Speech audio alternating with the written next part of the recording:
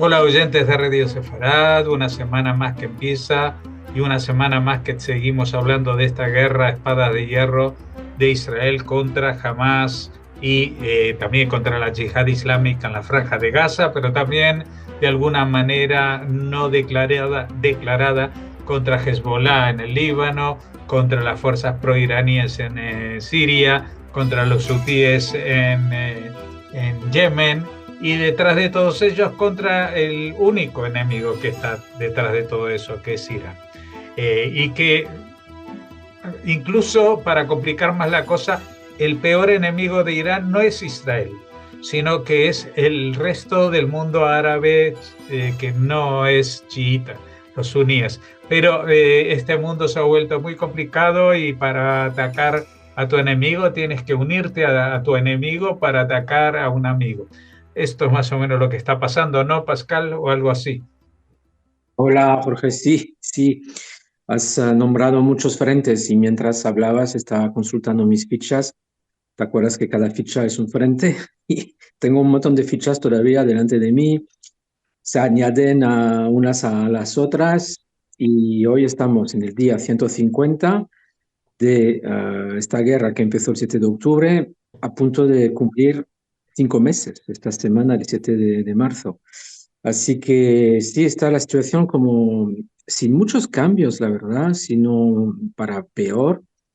El viernes, pues como siempre, nos despedimos preguntándonos qué pasará durante el fin de semana, habrá algún avance, por ejemplo, con el posible acuerdo de liberación de rehenes, habrá avance, por ejemplo, en el frente de Hezbollah para que reculen un poco más allá, hacia Río Litani, como debe ser, si habrá algún avance en el cese de cohetes hacia Israel. Pues no, no hay ningún avance positivo, diría, sino más bien negativo. Y recuerdo que estamos a punto de entrar en el mes de Ramadán, que siempre es complicado, sobre todo donde vivo, en Jerusalén. Hablo de Jerusalén Este y Cisjordania.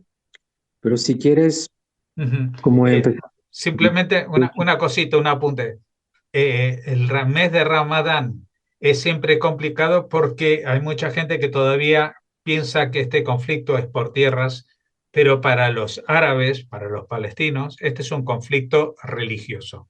Para los israelíes no lo es, porque los israelíes no tienen ningún problema en convivir con otras religiones. De hecho, el 20% de la población de Israel son musulmanes que viven en Israel y en general en tiempos que no son tan convulsos como estos, pues su vida es muy normal. Pero el problema es del lado árabe, que para ellos esto es una guerra religiosa porque según la religión musulmana, pues tienen un mandato que es llevar la verdad del Islam a todo el mundo. Esto quiere decir, en una cuestión práctica, conquistar todo el mundo. Y hay terrenos donde han perdido terreno, por ejemplo, en la tierra de Israel. Pero no solamente en la tierra de Israel han perdido terreno. Siempre lo recordamos aquí, que la península ibérica también es parte de esa guerra del Islam que de momento no han iniciado en territorio español, pero que si por alguna casualidad, desgracia o milagro del lado musulmán Israel cayera, pues sería la siguiente ficha a jugar es reconquistar la península ibérica, es decir, España y Portugal por lo menos. Bueno, todo esto para decir que estamos a las puertas de un mes que es el mes del Ramadán, que es un mes que tiene unas características particulares, que la gente durante el día ayuna y cena de noche, y esto exacerba los ánimos religiosos que aprovechan los líderes religiosos para exacerbar más todavía. Y cada año es conflictivo, este año lo va a ser más. Pero si quieres, empezaría con el frente de los rehenes, los secuestrados. Si ha habido avance, pues no, no ha habido avance, ausencia de progresos total.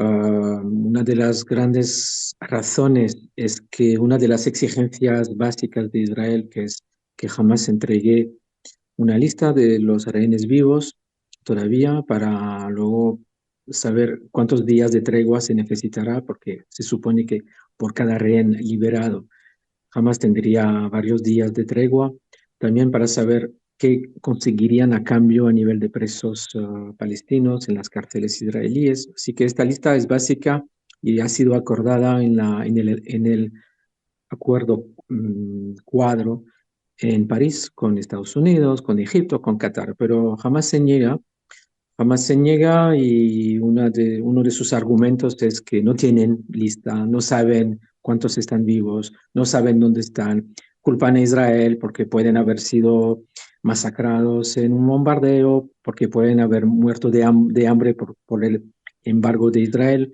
O sea que todo sirve para seguir jugando.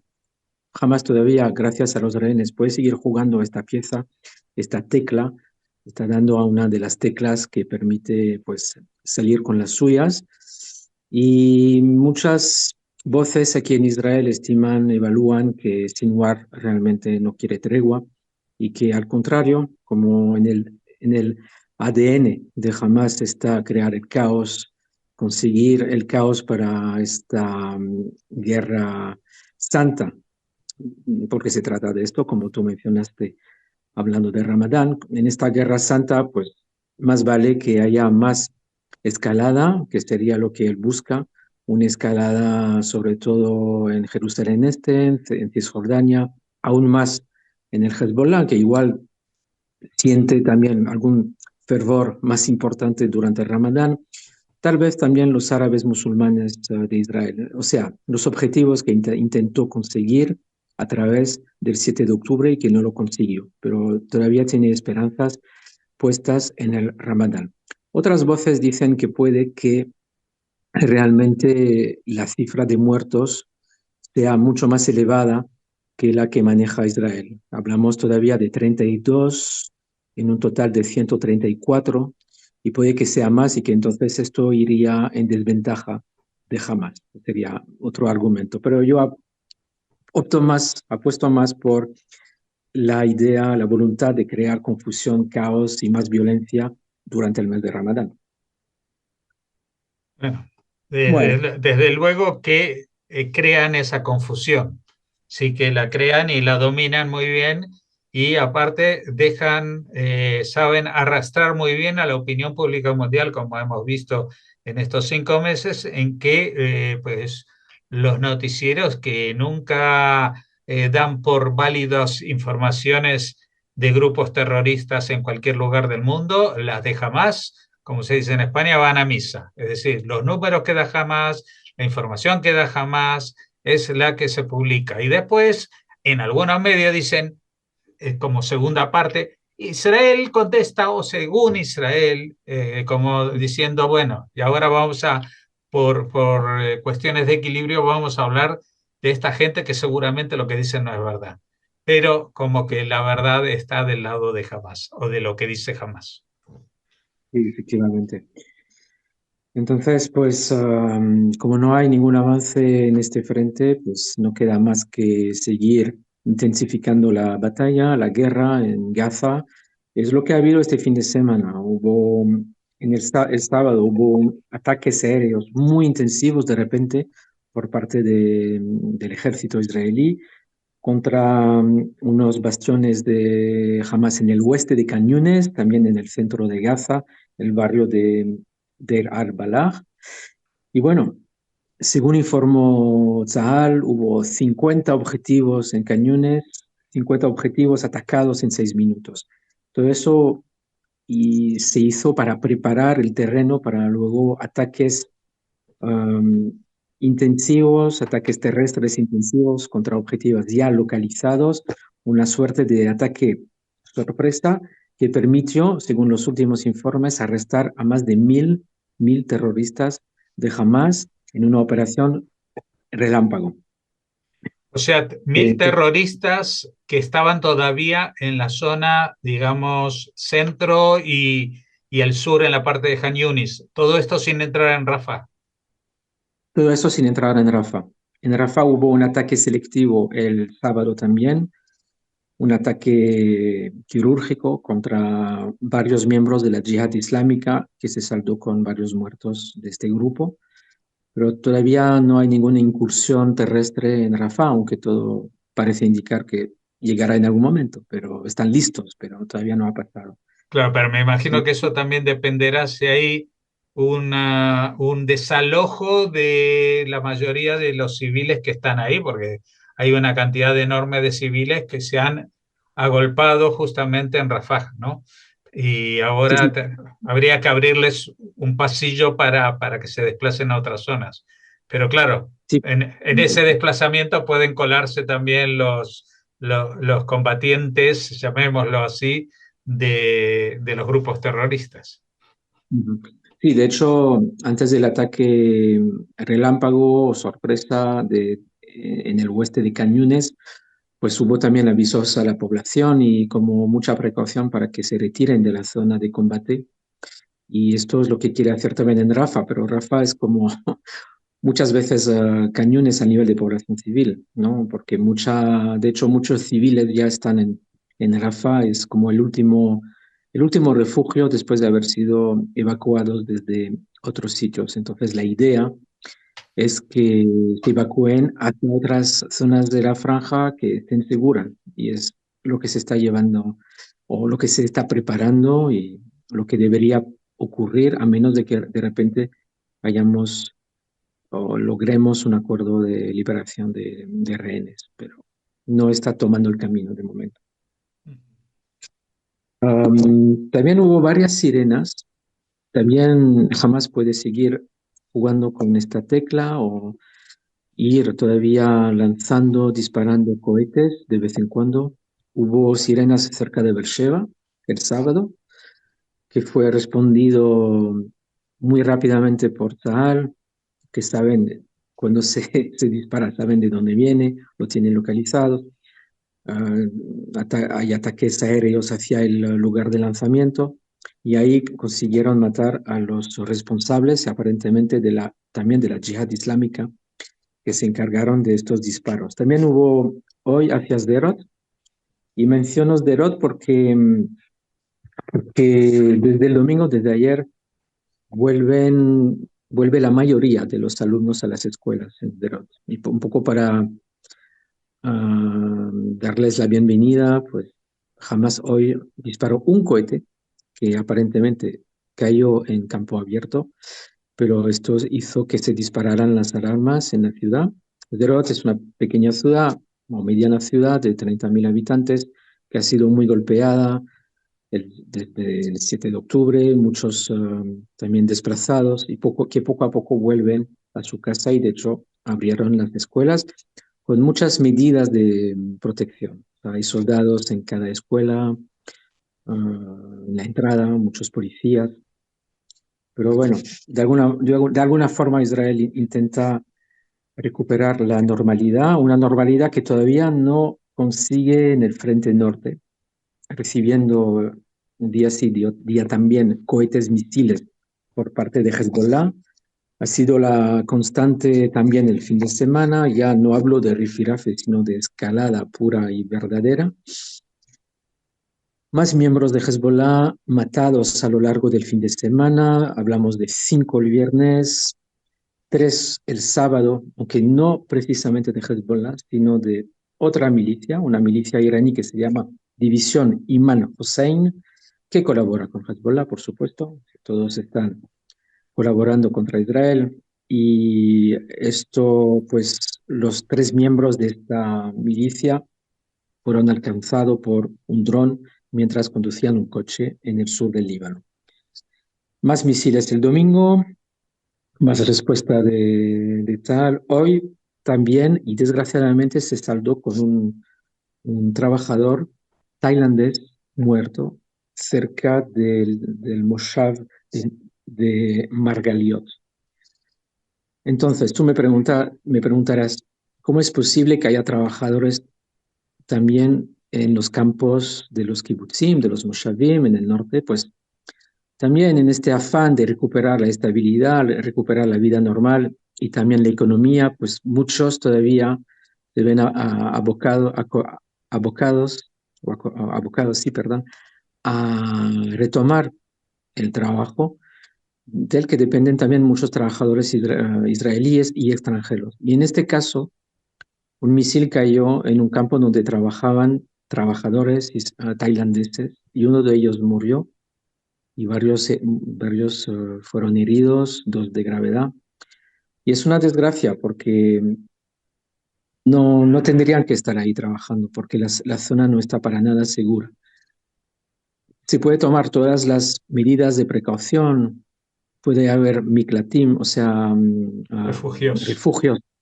refugios al lado, pero no son suficientes. Y desgraciadamente hoy, pues se saldó este ataque con esta muerte, desgraciadamente realmente. Pero Israel atacó como suele ser habitual, enseguida en respuesta y consiguió matar a otros 3 miembros de Hezbollah hace unas pocas horas en unos ataques en el sur del Líbano. Bueno, entonces hemos visto lo que pasaba en Gaza, lo que pasa en el frente norte con el Líbano y también con Cisjordania. Con Cisjordania ahora y en Jerusalén Este, ahora que estamos a menos de una semana del inicio de Ramadán, como lo estábamos diciendo en introducción, pues siguen las redadas intensivas, búsquedas de terroristas, de células, búsquedas de armas. Se intensifican de forma muy importante.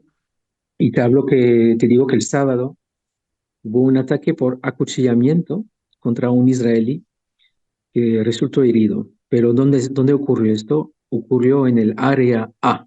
O sea, es la zona para los oyentes. Cisjordania está dividida en tres, la zona A, B, C, según los acuerdos de Oslo, y ningún israelí puede entrar en la zona A. Los que entran lo hacen o sea, corren mucho riesgo o lo hacen con un pasaporte distinto, pero aún así hay muchos riesgos. Y ahí entró un israelí, fue reconocido como tal, seguramente por su coche, y fue acuchillado, pero no murió. Y después el terrorista fue arrestado por las fuerzas del orden. Pero es peligroso entrar en la zona A, en el Pero, área A, ¿qué cuando uno es hacía, israelí. qué hacía ese israelí en medio del desbarajuste que hay hoy en día, pasándose a la zona de Cisjordania, que tampoco es, o sea, que hoy en día no es muy diferente de entrar en Gaza casi? Pues iba a visitar a un médico. Y no me extraña porque tenemos un amigo común que fue a Belén hace poco para una visita médica porque no conseguía turno en un hospital público aquí en Jerusalén. Y resulta que ahí pues estaba dispuesto el médico y este amigo común entró con su pasaporte mexicano. Así que eso es un riesgo, es un Sí, la riesgo. verdad que si uno va al médico es para mejorar la salud, no para jugarse la vida. Que, bueno, a ver si toman nota porque esto es en serio. Y aunque vayas con un pasaporte de no sé dónde, te está jugando el tipo. Es la situación que se vive, ¿no? Eh, ¿Hay noticias de Siria en este fin de semana? No, ¿no? De Siria no hay noticia, pero voy a terminar con Cisjordania porque hay Sí, una, una noticia interesante de ayer, porque un alto mando de Hamas, buscado por Israel, se llama Qais al-Saadi, fue herido después de haber sido disparado por quién? Por las fuerzas de seguridad de la autoridad palestina en Jenin. O sea que ellos también estaban buscando a este miembro de Hamas por su cuenta. Así que esto es de destacar, porque a menudo hablamos de la posible reconciliación en los papeles de forma teórica entre Hamas y Fatah, pero sabemos que se odian a muerte y cuando pueden cazar a uno o se lo dicen a Shin Bet y al Shabbat, donde están, o van a por él directamente como ocurrió ayer. sí, Esto hay que saberlo.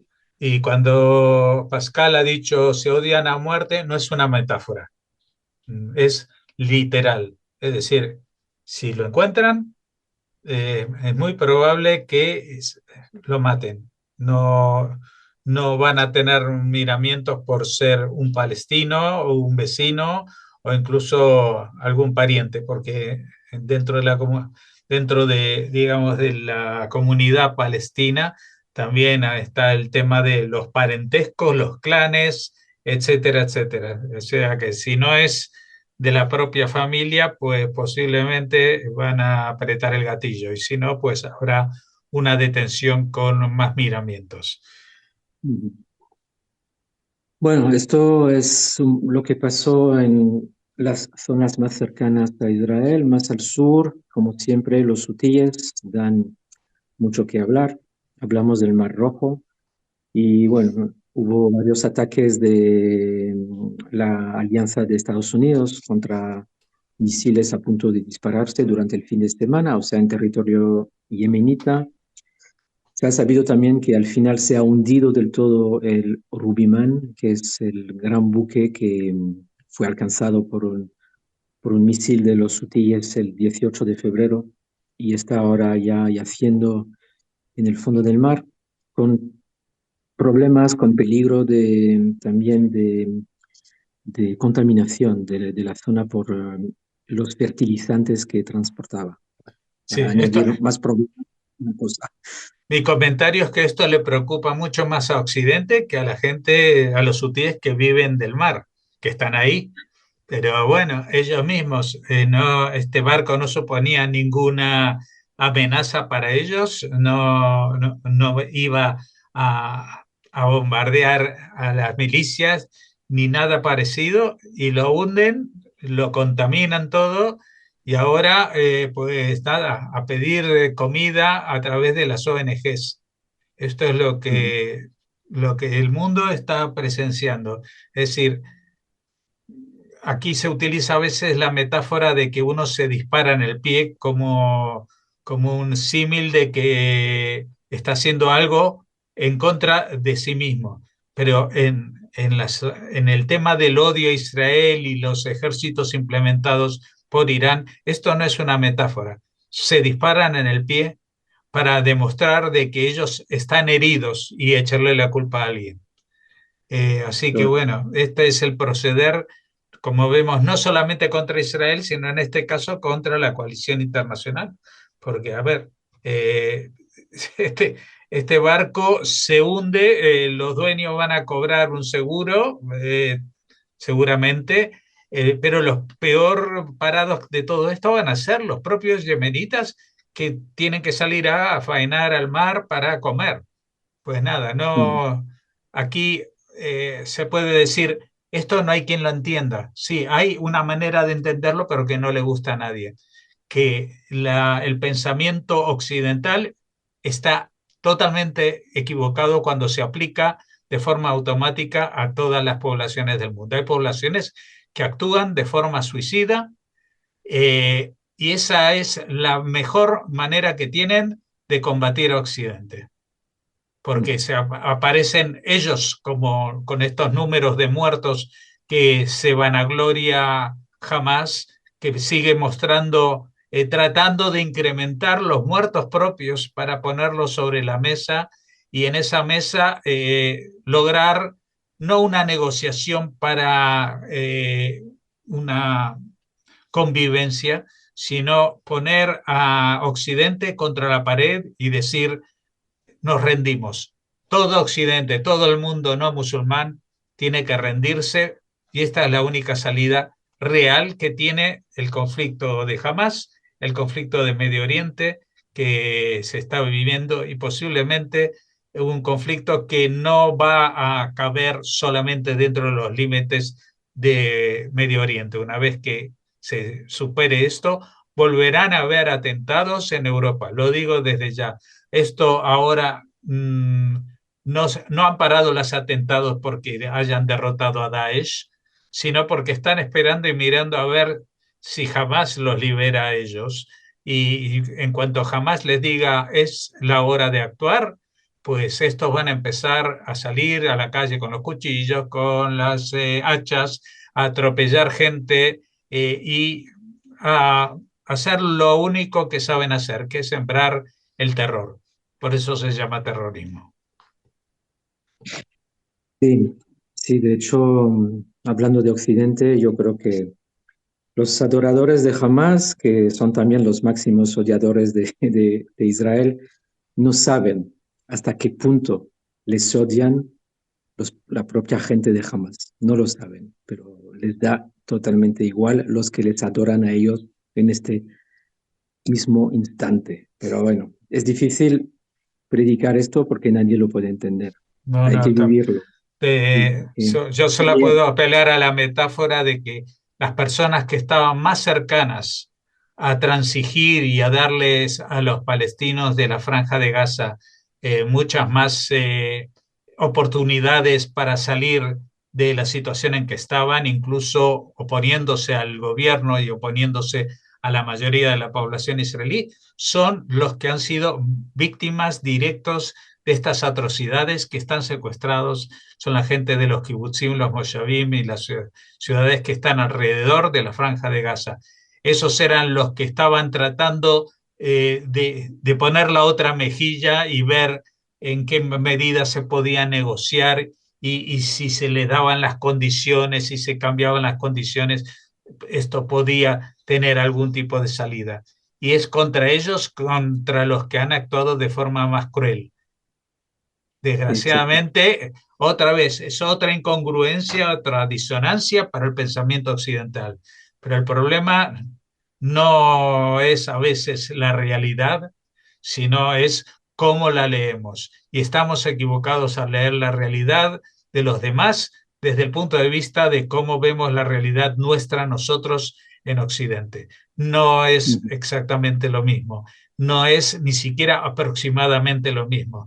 Y a la gente le cuesta mucho aceptar de que ese tipo de situaciones de violencia extrema y de ideología totalitaria no solamente se dé, sino que ellos la han estado apoyando, al menos durante estos últimos 20 años, cuando se compadecían de las víctimas de Hamas en la Franja de Gaza y pensaban que Israel era un estado genocida.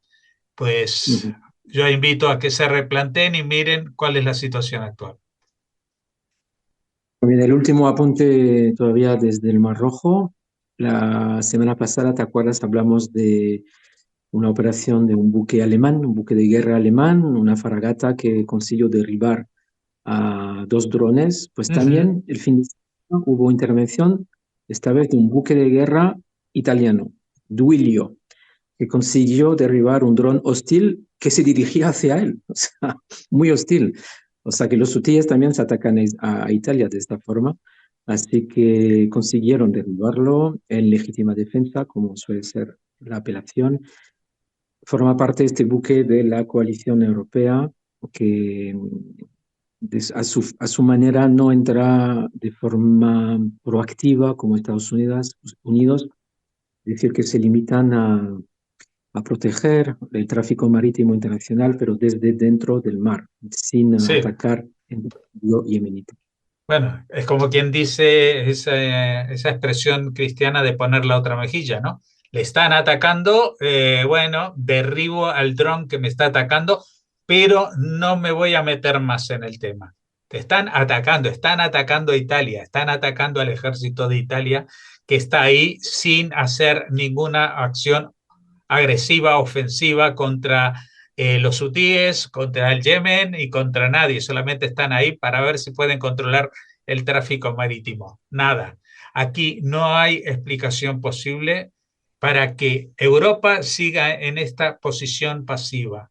Otra vez, tratando de mentirse a sí mismos y decir, no, bueno, esto no, en realidad no importa que nos hundan, que nos invadan, que nos destrocen, pero lo más importante es que se sientan bien. Eso es terrible. Es terrible.